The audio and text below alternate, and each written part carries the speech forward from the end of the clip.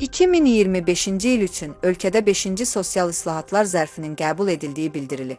Qeyd olunub ki, ötən il ərzində minimum əmək haqqının məbləği 16%, pensiyaların minimum məbləği isə 14,3% artırılıb. Həyata keçirilən bu artımlar nəticəsində 3 milyondan artıq vətəndaşın sosial rifah halının yüksəldilməsi təmin edilib. Sözügedən sosial tədbirlər əhalinin aztəminatlı təbəqəsinin müdafiəsinin gücləndirilməsinə, pensiyaçıların və sosial ödəniş alan şəxslərin həyat səviyyəsinin yaxşılaşdırılmasına yönəlib. Trend xəbər verir ki, bu fikirləri Milli Məclisin Əmək və Sosial Siyasət Komitəsinin sədri Musa Quliyev komitənin bugün keçirilən iclasında çıxışı zamanı səsləndirib. Onun sözlərinə görə, sosial islahatlar dövlətin əsas prioritet istiqamətlərindən biri olaraq qalır və bu sahədə ardıcıl tədbirlər görülməkdədir.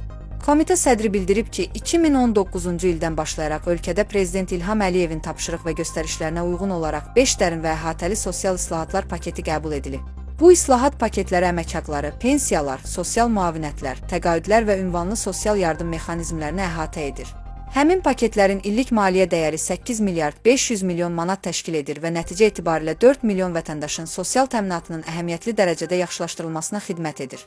Musa Quliyev vurğulayıb ki, həyata keçirilən islahatlar çərçivəsində 2018-ci ildən 2025-ci ilədək olan dövrdə minimum pensiyanın məbləği 2,9 dəfə, orta aylıq pensiya 2,6 dəfə, sosial müavinət və təqaüdlərin məbləği isə 5 dəfə artırılıb. Eyni zamanda, ünvanlı dövlət sosial yardımının orta məbləği 2,4 dəfə yüksəlib ki, bu da aztəminatlı ailələrin maddi vəziyyətinə müsbət təsir göstərir. Millət vəkili xatırladıb ki, 2026-cı ilin dövlət büdcəsində sosial yönümlü xərclər, o cümlədən təhsil, səhiyyə və sosial təminat sahələri üçün ümumilikdə 17 milyard 100 milyon manat vəsait nəzərdə tutulur. Bu göstərici ümumi büdcə xərclərinin təxminən 41% deməkdir və sosial sahəyə ayrılan vəsaitlərin yüksək paya malik olduğunu göstərir. Onun sözlərinə görə, əmək pensiyalarının orta aylıq məbləği 2025-ci ildə 540 manat təşkil edib. Proqnozlara əsasən 2026-cı ildə bu göstəricinin 590 manata çatacağı gözlənilir.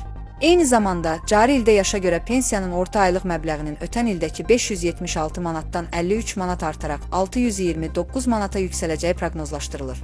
Musa Quliyev əlavə edib ki, əvvəlki illərdə olduğu kimi, cari ildə də əvəzetmə əmsalı, yəni orta aylıq pensiya məbləğinin orta aylıq əmək haqqına nisbəti 50,4% səviyyəsində olacaq. Bu göstərici Beynəlxalq Əmək Təşkilatının sosial təminatın minimum normaları haqqında müvafiq konvensiyasının tələblərinə tam cavab verir və ölkədə pensiya təminatının beynəlxalq standartlara uyğun qurulduğunu təsdiqləyir.